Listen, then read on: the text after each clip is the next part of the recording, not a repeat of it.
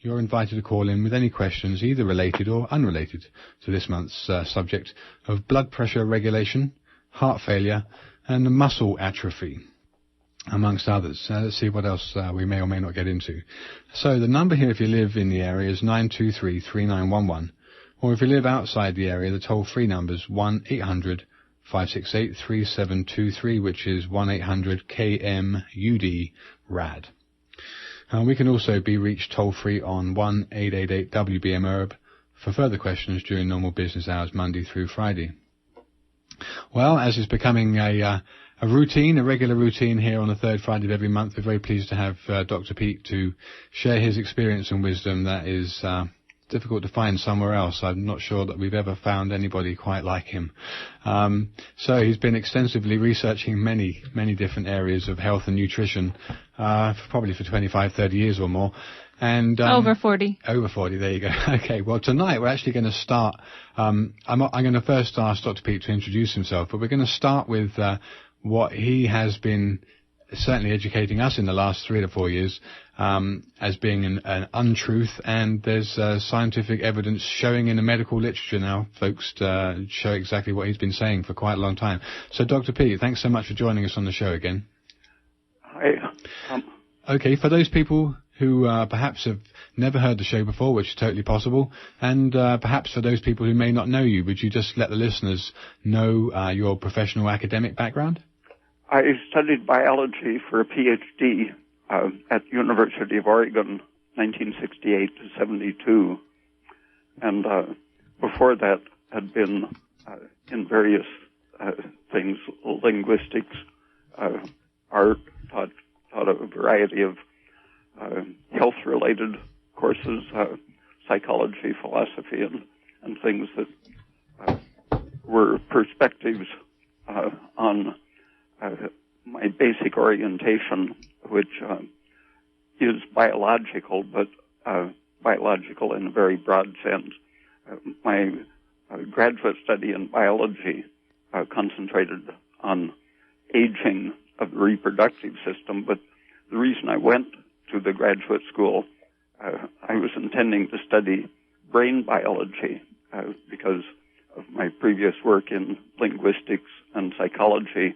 I wanted to understand how the brain handled consciousness and language. But at the university, I discovered that the biologists were really no more scientific than the people in the humanities and social sciences. Okay. It was very heavily ideological.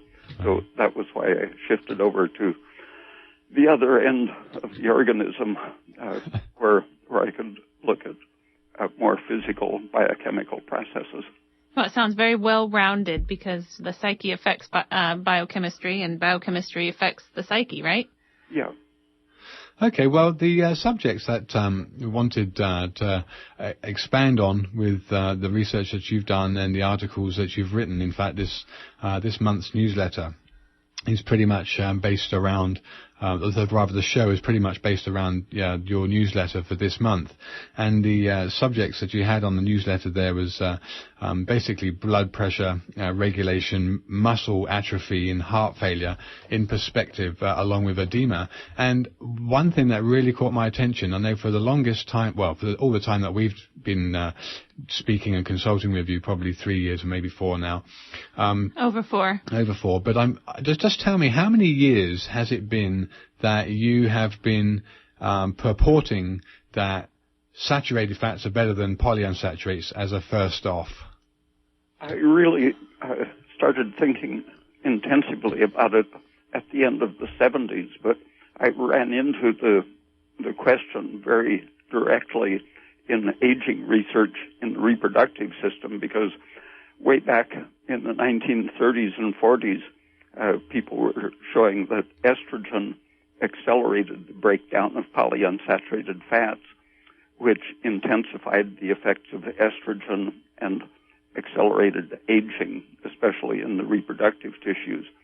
But it took several years after finishing my dissertation before I got around to really concentrating on the nutritional implications of that. And emphasizing the benefits of coconut oil around 1978 or 79. So way back then, there was already literature showing that the saturated fats, which are coming from animal fats and coconut oil, versus the polyunsaturates, which are the liquid vegetable oils and are now present in pork and chicken fat and fish, because of what they're feeding these animals, including the fish, the farm-raised fish. And the whole food chain. Well, yeah, and then it filters down the whole food chain. But so you're saying back then all of this research was available for people to view? Yeah, by the 1940s or 50s, the polyunsaturated fats, both fish oil and seed oil, had been incriminated in intensifying some of the estrogen and age-related diseases. The Shoot family, who were the first ones to popularize the therapeutic use of vitamin E, started out with it preventing blood clots related to high estrogen. And that overlaps with the estrogen activating the breakdown production of free radicals from the polyunsaturated fats and causing vascular disease and so on. So vitamin E was a fertility drug and an anti-estrogen nutrient, as well as a protection against the polyunsaturated fats. So lots of people consider, vitamin E to be an antioxidant to help protect us against free radicals. But you're saying that a free radical producing substance is this vegetable oil, this liquid oils and the fish oils and the other liquid vegetable oils apart from olive oil. Yeah, in the 1940s, before that antioxidant concept was introduced, vitamin E was being thought of as an anti-estrogen, but in 1942, the estrogen industry basically took over the FDA and public consciousness and suppressed everything that incriminated estrogen in aging, miscarriage, and so on. And so since vitamin E was, by the Shoot family and others, identified as an anti-estrogen, the estrogen industry shifted the emphasis to protection against free radical oxidation. And there was very quickly an awareness that there was an inverse relationship between the polyunsaturated fats and vitamin E. If you increased your vitamin E greatly, you could prevent damage from either estrogen or polyunsaturated fats. But with aging and the accumulation in the body, you had to increase the amount of vitamin E to prevent miscarriage, for example.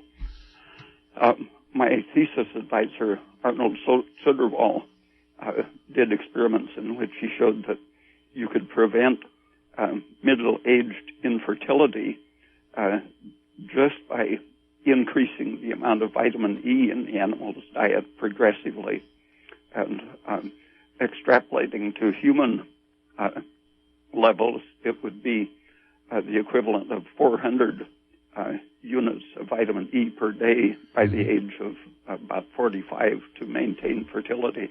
Wow. But that amount increases if you increase the amount of polyunsaturated fat in the diet. Right. So if you carefully avoid the polyunsaturates, your requirement for vitamin E is very low, that it creeps up gradually with aging.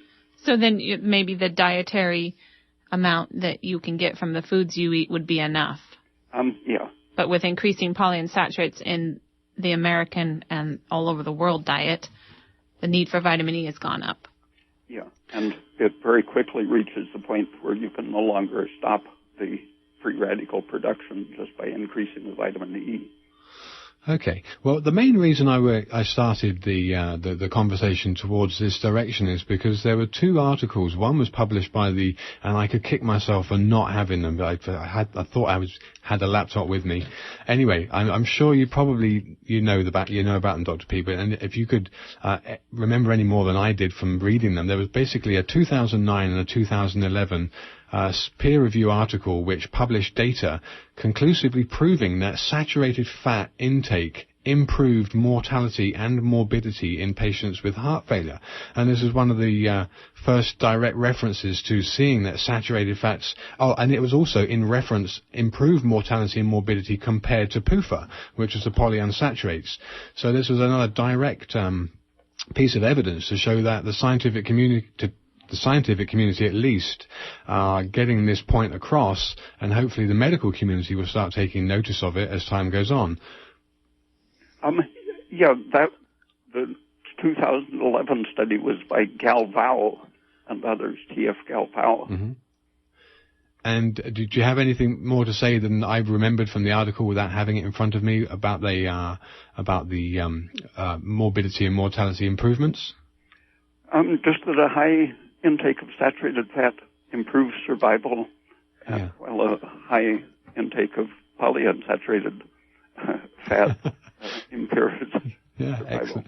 Okay. And how do the triglycerides affect the level of triglycerides in your blood? How does this affect the? According to Horwich and others, the 2009 study, there have been several studies that show that a higher level of lipoproteins, total cholesterol, low-density lipoprotein, and high-density, and triglycerides are all associated with improved survival in heart failure patients. Right. So a higher cholesterol is directly responsible for an improved outcome. So that's pretty staggering as far as I'm concerned, because the medical community at large are telling people not to consume saturated animal fats because it raises cholesterol, and cholesterol is bad for you. And you've been talking about this for years and years and years, and we've only heard from you from the last 3 or 4 years, and we've been trying to get this aired to people that will listen to it, who don't just disregard it out of hand without recognizing the science behind it. And here we have one medical university in Los Angeles and another medical university, I forget where that one was, but peer-published reviews showing the improved outcomes. So that's pretty significant. So why did he get so back to front? Well, I think that's just a general weight of pressure from the industry, and it's just not a... Yeah, the seed oil industry created that myth because they found that eating a lot of seed oil would lower your cholesterol. And since you have cholesterol in atherosclerotic arteries, they said it must be causing the atherosclerosis.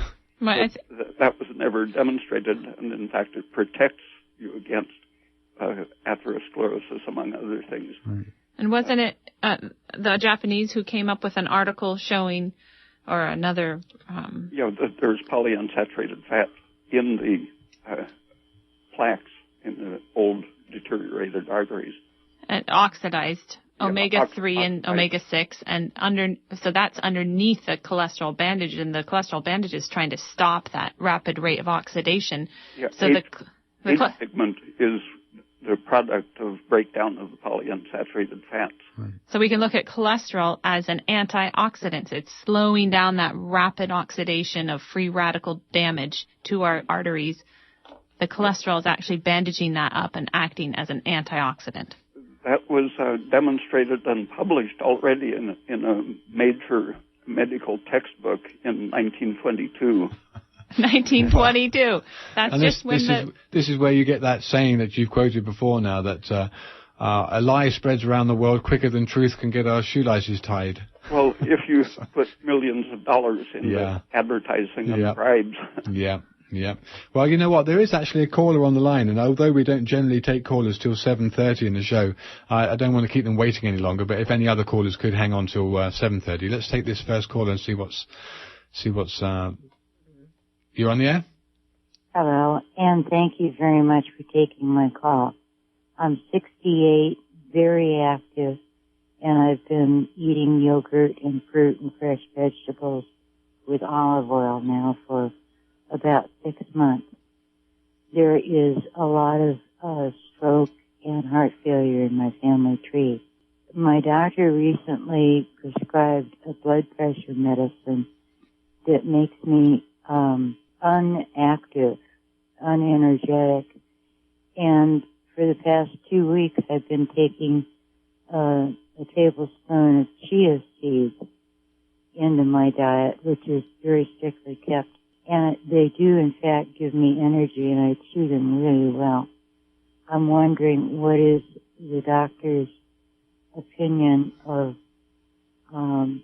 my counteracting the blood pressure medicine with chia seeds. I couldn't hear what the substances were. Chia seeds, and you didn't mention the name of the blood pressure drug, but Almadopine. Almadopine. Did they say that was to lower or inhibit the angiotensin converting enzyme? That's the one heart drug that I think is probably beneficial. It lowers inflammation if it's the one I'm thinking of, but I don't know the brand names of them. So her question is, what do you think about the way she's been feeling with the chia seeds helping re-energize her after she started taking this blood pressure drug that is making her lethargic? Oh, I don't know of anything in the chia seeds that would be beneficial. Right. I mean, there are seeds. I don't know if they're very high in oil, but they're very mucilaginous. When I've tried them, they're very mucilaginous, and they could be acting as a laxative to your bowels. Have your bowel movements improved? They were never haywire. Well, I'm not sure. I know it's traditionally been used to be an energizer. I'm not sure exactly what compound in it that has been reported to be energizing. If it works as a bulk laxative, it would make you feel better by lowering bacterial endotoxin. Okay. Well, I don't know if that's... Thank you so very, very much. I'm going to go back to the radio where it's easier to hear. Okay. Thank you for your call. You're welcome. Thank you for your call. Okay, so you're listening to Ask Your Herb Doctor on KMUD Garberville 91.1 FM, and from 7:30 until the end of the show at 8 o'clock, you're invited to call in with any questions, either related or unrelated to this month's subject of blood pressure regulation, heart failure, and muscle atrophy, so muscle weakening and wasting. Now, I know, Dr. Peat, you did quite a lot of personal research on aging as a process, and have come across many different things that are anti-aging in their own right, or anti-inflammatory, or energy producing in terms of increasing cellular respiration and thyroid hormone being one of those things. In terms of heart failure, and I think just to go back to the articles or the reference articles that were published about the saturated fats and the improvement in outcome with people with heart failure, and higher cholesterol being more beneficial and higher triglycerides being more beneficial, and this being completely counter what we've normally been told for whatever reasons. The link to heart failure and these fats, the saturated fats, and why it is that they're actually protective, and why cholesterol is actually very protective and not something you want to avoid, but actually something you want to make sure your cholesterol is reasonably high, and a 180, 190 cholesterol is actually not a problem. And you've always said that for elderly people, not that elderly, but 50 plus, you want to have a cholesterol that's about 200, and even if it was over that, between 200 and 220, it's actually not a problem. Whereas the medical community want to put you on statin drugs, and now many of these have been recalled for being precluding to other disease. What's your take on the saturated fats in terms of their either anti-inflammatory effect or their heart protective effect? I think it's all one thing for all of the systems. The saturated fats tend to inhibit the stress hormones, which produce a shift to fat metabolism away from sugar metabolism by liberating fats from storage. Once you get too much of the polyunsaturated fats in your body, a little stress tends to become a big stress because that type of fat intensifies the stress hormones, creating a vicious circle. The saturated fats turn off the inflammation rather than amplifying it. And that applies. It was a Hindu who, about 30 years ago, maybe 35, noticed that alcoholics in the Indian regions that use a lot of butter didn't get liver disease. And so he did the animal experiments and found that butter or other saturated fats protect the liver. And there have been a lot of studies since then published in the U.S. showing that even large amounts of alcohol don't hurt the liver if a person is getting saturated fats. But if they get any of the polyunsaturated fats, their hepatitis flares up and cirrhosis. And the same with cancer. If you look at the ratio of saturated to unsaturated fats in the body, they call it the saturation index. That goes, the more saturated your fats are, the less susceptible you are to developing cancer. So fibrotic, inflammatory, and tumor diseases, as well as heart failure and blood clotting diseases, are all closely associated with the polyunsaturated fats, and so protected against by the saturated ones. So these polyunsaturates really interfere with energy production. And I know when you just mentioned that to that caller, that if somebody took a bulk laxative, they would feel better because of lowering endotoxin in the gut. And that's another thing that severely interferes with energy production in our body. So can you tell us a little bit about endotoxin and how that poisons us and what foods we should avoid in order to not support the growth of those bacteria that produce the endotoxin? The endotoxin, one of the first things that it triggers is nitric oxide, which is a vasodilator, and both nitric oxide and the endotoxin increase the production of serotonin. And all of these, besides inhibiting the production of energy using oxygen and shifting it over to lactic acid production, all of these increase the leakiness of blood vessels. And if you simply turn off the supply of sugar, in diabetes, for example, you can't metabolize sugar. In starvation, you don't get the sugar in your diet. In hypothyroidism, you are under stress, and so you're shifting over to liberating fats and burning fats instead of sugar. So in anything that impairs energy production, whether it's the toxins starting with endotoxin, nitric oxide, and serotonin, or if it's the actual environmental interference with your production of energy and supply of energy, all of these make your blood vessels leaky. All of them raise free fatty acids, which interfere with the use of oxygen. And the free fatty acids lead to a whole cascade of inflammatory mediators, especially prostaglandins. And the prostaglandins, in turn, interact, making more nitric oxide and other inflammatory things. So once you get loaded up with the polyunsaturated fats, all of these things tend to interact. The fats lower your thyroid function and increase your estrogen production, both of which intensify the inflammation, leakiness, and loss of energy production. So other things that can influence the intestinal health and the dilation of these blood vessels in the intestine are things like starchy carbohydrates that feed the bacteria that produce this endotoxin. And those things can be, you can mitigate the the bacteria from feeding on the starches by not eating them. That's the best thing. And Dr. Peat, you also recommend carrots and bamboo shoots because they're like antibacterial fibers that the bacteria can't seem to feed on. It's extremely rare for a person to have microorganisms that can survive a good supply of either carrots or bamboo fiber.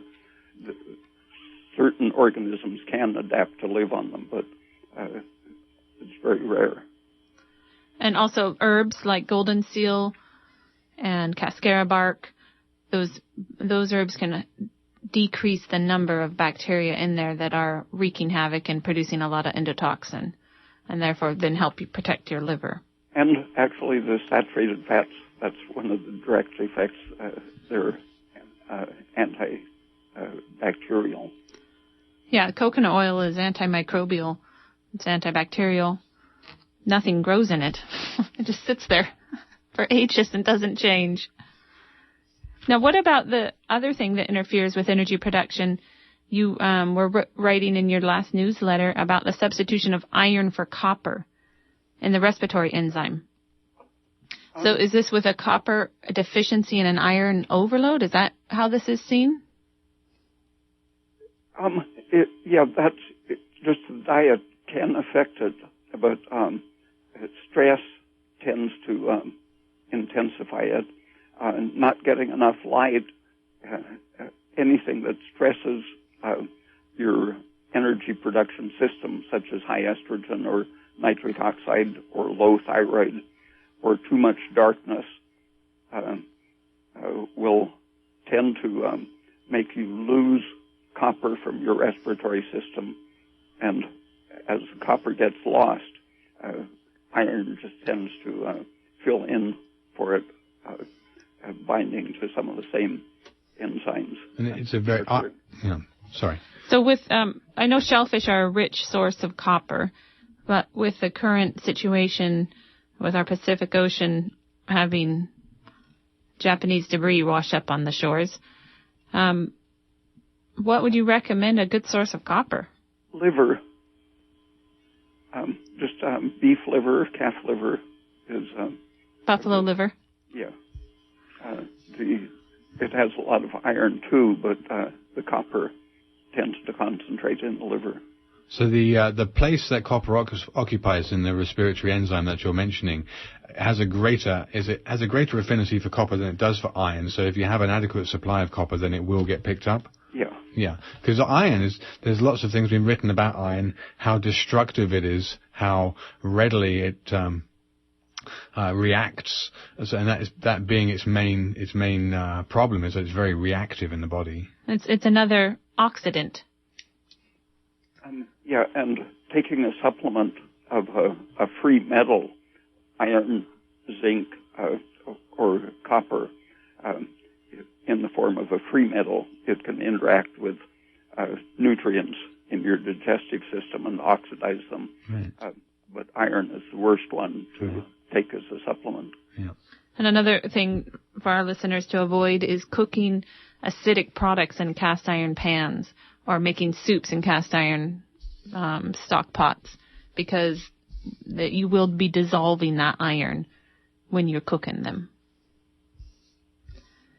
So, Dr. Peat, can you tell us some more about what else can interfere with the thyroid hormone and how this can affect heart failure and high blood pressure?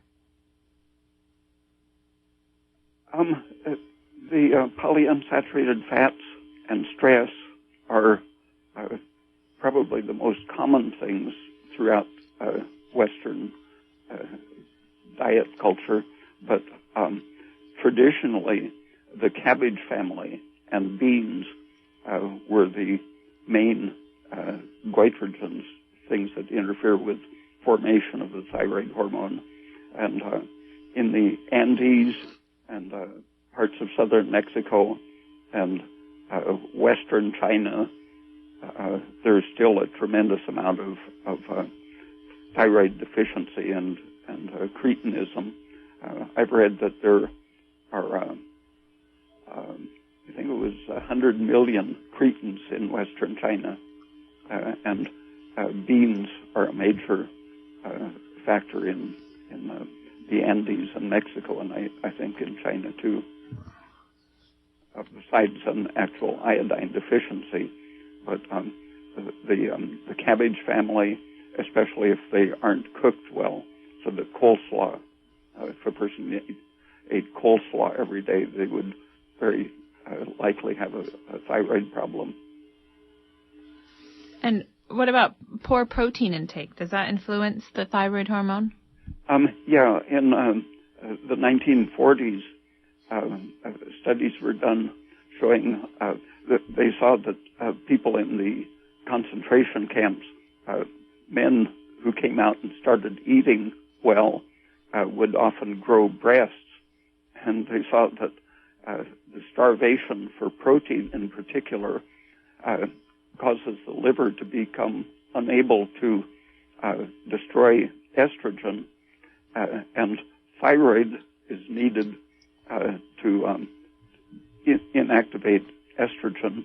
And if you're getting low calories, but especially low thyroid, you turn your metabolism down so that you don't eat up the proteins in your muscles so fast. So just a fairly slight protein deficiency will cause your thyroid to slow down defensively. And that means that your liver is leaving more estrogen in circulation. And then estrogen blocks the enzymes which attach iodine to the protein to make the thyroid hormone. So just stress or a protein deficiency will let estrogen rise, and the rising estrogen will block the secretion from your thyroid, creating a vicious circle. But then when they came out and started eating well, their livers were damaged so severely that their estrogen was really high. And animal studies showed that the vitamins B1 and B2, as well as protein, were the main things that activate the liver to inactivate estrogen. And one of the best sources for B vitamins is liver. Is that correct? Yeah. Yeah. Okay, good. Well, I just want to let people know that this is 7:30's gone now, but you're listening to Ask Your Herb Doctor on KMUD Garberville 91.1 FM. So if anyone in the area would like to call about this month's subjects of blood pressure regulation, heart failure, and muscle atrophy, which we'll get into a little bit later, the number here, if you live in the area, is 923-3911. If you live outside the area, toll-free number is 1-800-KMUD-RAD. And Dr. Raymond Peat is joining us on the show here to impart his wisdom, and we'll be giving out his contact details towards the end of the show. So another question I have for you, Dr. Peat, is how does salt restriction adversely affect pregnancy, toxemia with high blood pressure, and high blood pressure in general for the normal population, unpregnant population? I think we might want to keep that call, actually.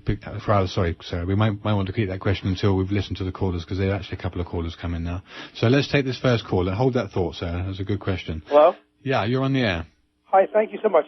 I wonder what the doctor thinks about a regimen of simvastatin, 80 milligrams for the past 3 years. I had a heart attack 4 years ago, and I've been prescribed simvastatin for cholesterol control, and 80 milligrams for the past 3 years. What's the downside of that? Okay, Dr. Peat, did you hear that? Not exactly. Okay, the caller was asking what the downside of an 80 milligram dose of simvastatin that he's been on for 3 years prior to, I think he said he had a heart attack. 4 years ago. 4 years ago, there you go. So he wants to know what the downside to the simvastatins are, but we've heard lots of bad press about the statins, but he's obviously wants to know what your opinion. It depends on how much it interferes with cholesterol synthesis, but one of the side effects that turns up is because when you interfere with cholesterol synthesis, you're also interfering with some other very essential things, such as synthesis of coenzyme Q10 and other regulatory things. And that can cause muscle problems because coenzyme Q10 is needed for producing energy. If the caller's still there, do you know what your cholesterol is at this point? Yeah, it's come down quite a lot. It's like 49 is the HDL and 46 is the LDL. Do you know what the total is? I think it's 147. Yeah, that's low. That's very low. I got down very low. That's bad. How old are you? 54. Okay, Dr. Peat, maybe you'd like to answer that question about what a total cholesterol of 154 would be to that caller, and perhaps some of the research that's come out showing that high cholesterol is actually a lot better for people. And I think also in light of the gentleman's previous heart attack, perhaps the ways of avoiding that in terms of what we've been discussing. Well, just I wonder, how long can I stay on simvastatin? How long is that going to take its effect on me? Over 10 years or 5 years, or will have it? Do you know what your cholesterol was before you had the heart attack? I really don't know. It wasn't that high, but it was at the high end of normal. Okay, Dr. Peat? I doubt that there was any connection at all between the cholesterol and the heart attack. If it was in the normal range, you might actually not have had enough protective effect from cholesterol. It depends on what your exposure was, because cholesterol can protect you from heavy metal poisoning, many kinds of poisoning. This is the first I've heard of this cholesterol protective. Interesting that you put it that way, but I'll look into that. Well, on Dr. Peat's website, at the end of the show, we'll give out the address, but there are several articles specifically on cholesterol and their cardioprotective effects, and they're basically the anti-inflammatory health effects.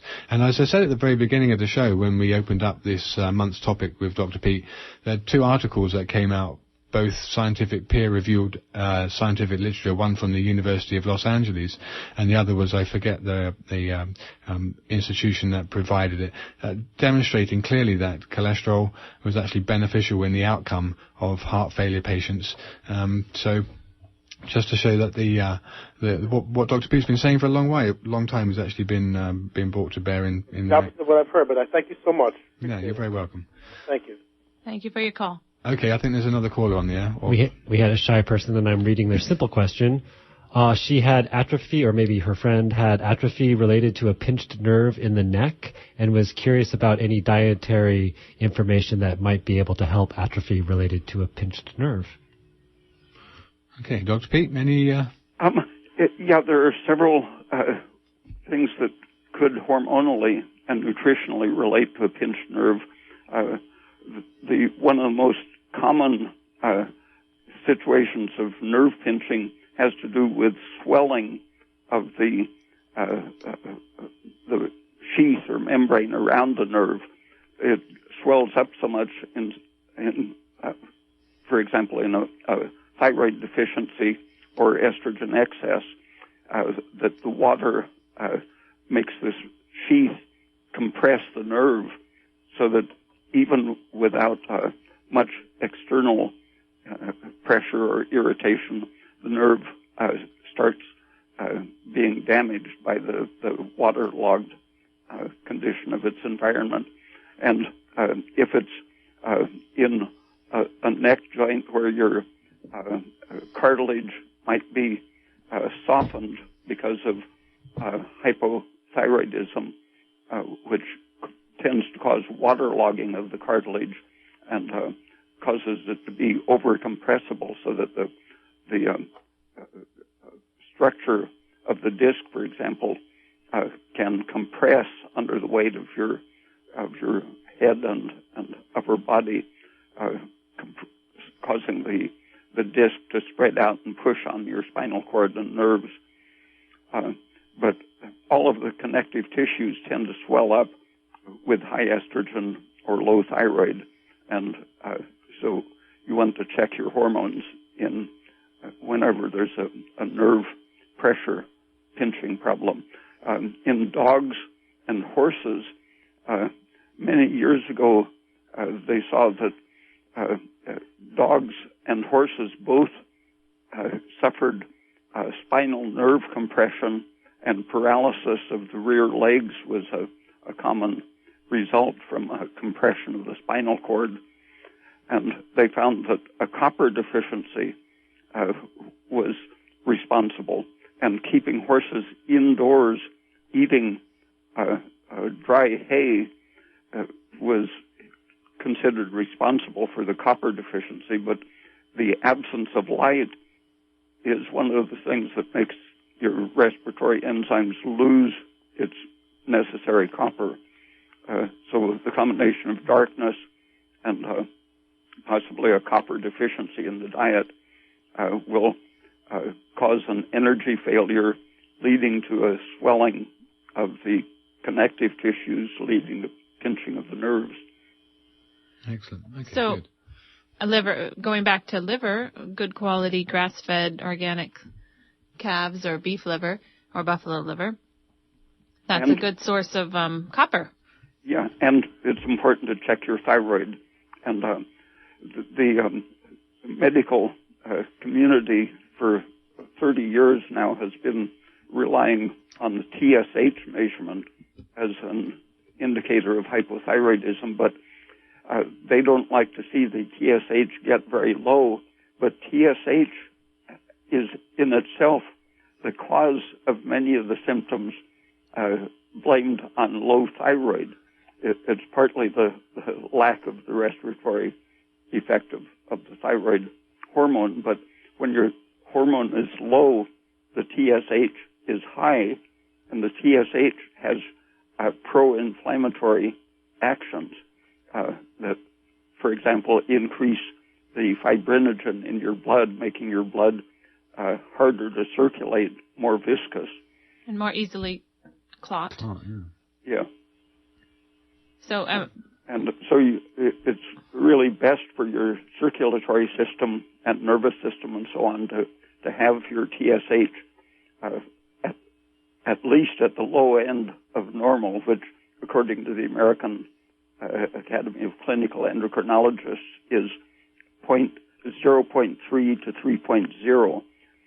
But one study found that a population that had TSH below 0.4 had the lowest incidence of thyroid cancer. And so somewhere between 0.0 to 0.4 would be the safe range, probably. Because if you have enough thyroid hormone circulating, then there shouldn't be a high level of TSH. Yeah. That can be a little bit confusing for patients sometimes. Okay, Sarah, the question that you had just prior. Right, so I wanted to talk about salt and how this affects water retention and heart failure, swelling of the heart and heart failure, and pregnancy toxemia. Maybe I should ask you one question at a time, Dr. Peat, but I think they're all linked to a salt deficiency, and scientific studies have shown that. If you just inject a fairly concentrated salt solution, you can see that it directly reduces the leakiness of blood vessels. But once anything such as starvation or high estrogen or whatever starts the leakiness problem of your capillaries, sodium tends to be the first thing that you lose. Estrogen is a major factor in causing the retention of water and the loss of sodium, so that your tissues, the fluids, become hypotonic, and they tend to force water into your cells rather than drawing water out as it's produced. And this is common with PMS. When the estrogen rises for ladies, a lot of women experience an increased swelling and bloating around this time. And the toxemia symptoms of pregnancy are essentially the same as PMS symptoms. And surprisingly, menopause involves many of the same symptoms as premenstrual syndrome.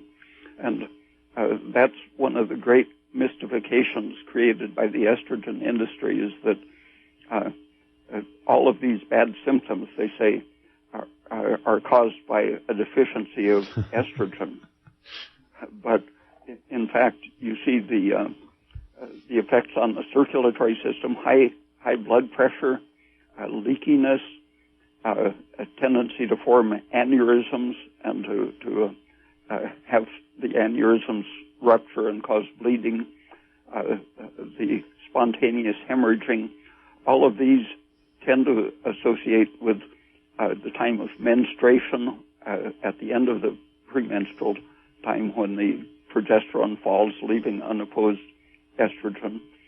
And in toxemic pregnancies, when the woman isn't getting good nutrition, especially not enough protein and salt, and in menopause, but the menopause in particular has been characterized as a time of estrogen deficiency. But if you look at all of the events of menopause, the health failures of the various systems, they're all identical to these other times of estrogen excess.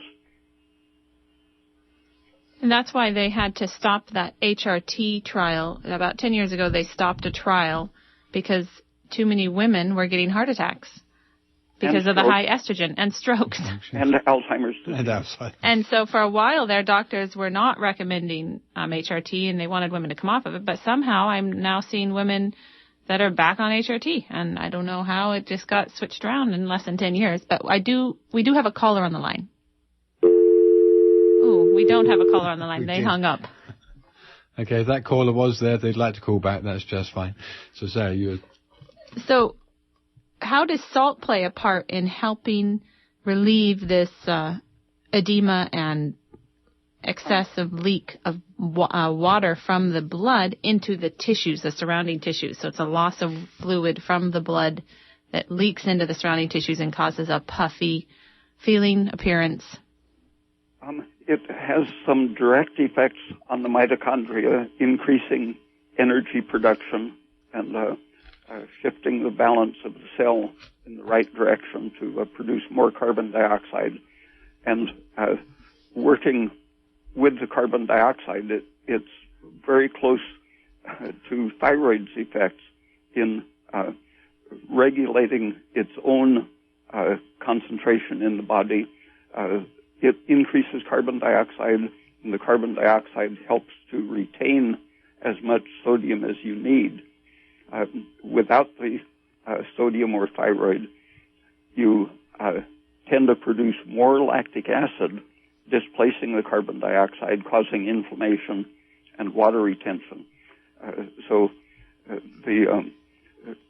many doctors will just insist that the more salt you eat, the more water you will retain, and the higher your blood pressure will be. But David McConnell, I think his name was the first medical person to point out that it's a calcium deficiency rather than a sodium excess that accounts for so much of the high blood pressure related to nutrition. So they had it right in the 50s and before in the wars that were conducted in the deserts and the hot places, maybe in North Africa, that they used to give the troops salt tablets. So it wasn't unknown. It was pretty popular, I think, in India when the troops were the British troops were in India, colonizing it, and also in the North African wars. I remember my stepfather telling me about the salt tablets they used to get. That's being very common and normal. One of the interesting effects of increasing your sodium intake is that it tends to stabilize your blood sugar, partly because it works with thyroid to improve energy efficiency, but it lowers adrenaline, and that makes your whole system work more efficiently, and it prevents hyperventilation, which is another way that people tend to lose carbon dioxide and shift over to lactic acid. It's also a good thing to take, like if you have a performance or a show and you're a little bit nervous about it, if you drink some orange juice with a little salt in it, that's also good for dehydration. But if you have that right before your show, it can really lower adrenaline, so you're a little more calm and more relaxed for your show. But we do have another caller on the line, and this will probably have to be our last caller. Hi, how you doing? You're on the air. Well, and you? Great show, great show. Hey, I was just wondering, do you happen to know of an herbal supplement for isosorbide?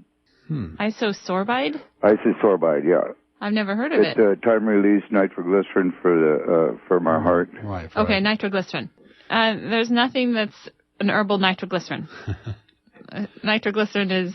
Dr. Peat, do you want to talk about nitroglycerin to this client?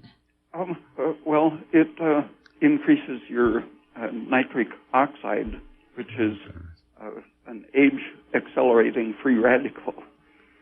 That's the worst thing about it. As far as herbs for the heart, there's lots of herbs that are helpful for the heart, like hawthorn. Right. Okay, now I was just wondering specifically about isosorbide. I'm sorry I can't help you there. Okay, thanks a lot. Great Thanks show, for your guys. caller. Thanks for calling. Okay, Dr. Peat, that's an interesting question. The whole, and I know it's not a very simple one-off question, but the whole point of coronary artery occlusion or blockage that the medical fraternity will put down to cholesterol, the main way that people can help themselves not to get blocked arteries from their diet, just say a few quick words about it. Eating enough calcium, interestingly, is protective of the circulatory system and prevents hardening of the arteries with calcium accumulation. Okay. Because the parathyroid hormone rises when you don't eat enough calcium or eat too much phosphorus. And beans, wheat germ, and meat are very high in phosphorus and low in calcium. Right. And vitamin K is very powerful at preventing calcification of the arteries. Okay. Vitamin K is very high in nettle, herb, and kale, and liver is also a very good source of vitamin K. Okay, we do actually have one more caller, Dr. Peat. Sorry to cut in there, but we've got one more caller. So let's say... I'm squeezing the quick question in. A newly diagnosed diabetic would like some nutrient and dietary and herbal advice. Okay. Just quick off the cuff. Okay. Do we know how old they are? A couple of my articles on the website explain why you shouldn't be panicked into avoiding sugar. And polyunsaturated fats are the best documented cause of diabetes. So avoiding all those liquid vegetable oils, oily fish, pork fat, chicken fat, turkey, any poultry fat. Yeah, switching your diet to saturated sources. Saturated fat, butter, coconut oil, beef, lamb fat. Okay, so the whole diabetes thing, I know we've talked about this in previous shows, but we're not going to get the time for this round. And how it works is, just real quick, is the polyunsaturated fats poison the pancreatic beta cells from producing insulin. So eventually, once those are removed, then your pancreatic beta cells can recover and start producing insulin again. And glucose stimulates the regeneration of the beta cells. And so the thing they tell you not to do, the glucose... is what you need. What you need. So read those articles on Dr. Peat's website. They're very, very informative. And they've done clinical trials where they have actually seen pancreatic beta cells come back. It's not as though they're not there, and it's not as though they've all been destroyed. So Dr. Peat's website. Right, let's give out Dr. Peat's website. It's all about Dr. Peat, folks, so make sure you go and read his articles. They should turn your life around. I know they've definitely made a huge difference to us and the people that we see. Okay, so Dr. Peat's website is www.raypeat.com. And on the homepage there's a link to the articles. There's probably 30 or 40 articles, most of which are sort of 10 pages long with 3 or 4 pages of scientific references to them. So it's very well written, and whilst it may be a little difficult to understand if you don't have a particularly scientific mind, if you folks out there have heard the radio show and you've got a particular condition that you think may be there, go take a look, because there's certainly the information there that you'll need. even if you can't at least understand it, maybe someone else can help you understand it. Well, there's always things that everyone can understand about the different foods and the different supplements that can help you, the different nutrients, micronutrients, macronutrients that can help you recover from whatever it is you're suffering from. Okay. Dr. Peat, do you have anything else to say before we... We've got 3 minutes. I should mention the work of Ravenscoff, a doctor who researched the role of saturated fats and unsaturated, and showed that there's no basis whatsoever at any time in history for the cholesterol scare. Okay, do you know the spelling of his name so people can write it down? Ravnskov. Right, okay. Is he Eastern European or? His first name, I think, is Ufe. Ufe. U-F-F-E or? I think Ufe. UFE. Okay, good. Okay, so Ufe Ravnskov, for those people that are listening who'd like to know any more about the whys and wherefores of that. Okay, so it's about 2 minutes to, so we're going to start to wrap up here. So thank you so much, Dr. Peat, for giving your time to the people that are listening. We really appreciate your time and expertise. Okay. And thank you, callers, for calling in. Okay, so that's the third Friday of July. We'll be back the third Friday of August. Summer's moving right along. It's getting warmer and warmer now, and I hope when we come back next time you guys will have got plenty of vitamin D from the sunshine. Make sure you get exposed to it. Obviously, you don't have to sit there and burn, but get plenty of vitamin D. Make sure you get your saturated fats. Avoid the liquid oils. Make sure you get plenty of calcium and all that good stuff. So anyway, till the next third Friday of August, good night.